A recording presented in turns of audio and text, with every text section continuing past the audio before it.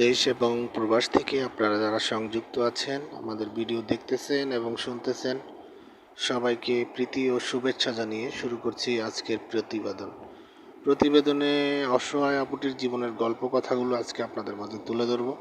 আপুটি দেখতে খুবই চমৎকার। ওনার গায়ের রং ফর্সা, উচ্চতা 5 ফুট 3 ইঞ্চি, স্বাস্থ্য মিডিয়াম। উনি ওনার পরিবারের উনি বড় মেয়ে। ওনার আরও ছোট দুটি ভাই বোন আছে। ওনার বয়স যখন আপনার 15 বা 16, ওই টাইমেই আপনার ওনার বাবা মারা যায়। তো দুঃখ কষ্ট করে সংসারের হালটা তখনই ধরেছে। উনি বর্তমানে ওনার দুটি ভাই বোনকে পড়াশোনা করেছে, ছোট বোনটিকে বিয়ে দিয়ে দিয়েছে এবং ছোট ভাইটাকে পড়াশোনা করাইতেছে। পরিবারে ওনার মা আছে, মা মানুষের বাসা বাড়িতে কাজ করে। সেই বর্তমানে নিজস্ব একটা সেলাই মেশিন আছে, সেটা দিয়ে বাসায় কাজ করে এবং অবসর সময়ে মানুষের দু একটা বাসা বাড়ির কাজেও সে নিয়োজিত আছে। তো দুঃখ কষ্ট করে জীবনটাকে সংগ্রামের সাথে চালিয়ে নিয়ে যাচ্ছে।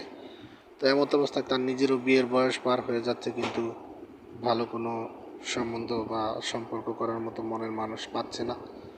তার আর্থিক অসচ্ছলতার কারণে মূলত সে বিয়ে বসতে পারছে না।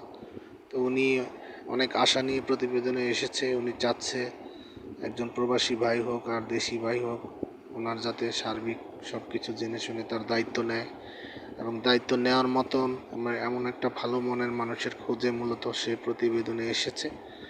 ওনার কথা হচ্ছে, পাত্রের বয়স একটু বেশি হলে বা বিবাহিত হলেও তার কোনো সমস্যা নেই, কিন্তু তাকে সুখ দুঃখের অংশীদার হিসাবে সবসময় জীবনে চলার পথে পাশে নিয়ে থাকতে হবে, এমন একটা মানুষের খোঁজে প্রতিবেদনে এসেছে। তো আপনারা যারা ওনার সব কিছু জেনে শুনে যদি ভালো লাগে বা ওনার সাথে সম্পর্ক করতে চান, সেই ক্ষেত্রে স্ক্রিনে দেওয়া নাম্বার আছে, অতি দ্রুত তার সাথে যোগাযোগ করে তার জীবন সম্পর্কে নাম ঠিকানা ডিটেলস জেনে নিতে পারেন এবং সম্পর্ক তৈরি করতে পারেন। তো আমি জানি যে আমার চ্যানেলের অনেক অডিয়েন্স আছেন যারা অনেক ভালো মন মানসিকতা নিয়ে বসে আছেন একটা ভালো মনের মানুষের খোঁজে, যাকে নিয়ে জীবন সাজাতে চান। তো অতি দ্রুতই ওনার সাথে যোগাযোগ করে কথা বলে নেবেন। আর আমাদের চ্যানেলের ভিডিওগুলো যদি ভালো লাগে, অবশ্যই একটি লাইক কমেন্ট শেয়ার করবেন, চ্যানেলটিকে সাবস্ক্রাইব করতে ভুলবেন না। সব সময় পাশে থাকবেন এবং সাপোর্ট করবেন, সেই প্রত্যাশা নিয়ে আজকের মতো বিদায় নিচ্ছি। ভালো থাকুন, সুস্থ থাকুন, স্বপ্নের ছোঁয়া চ্যানেলের সাথে থাকুন। আসসালামু আলাইকুম।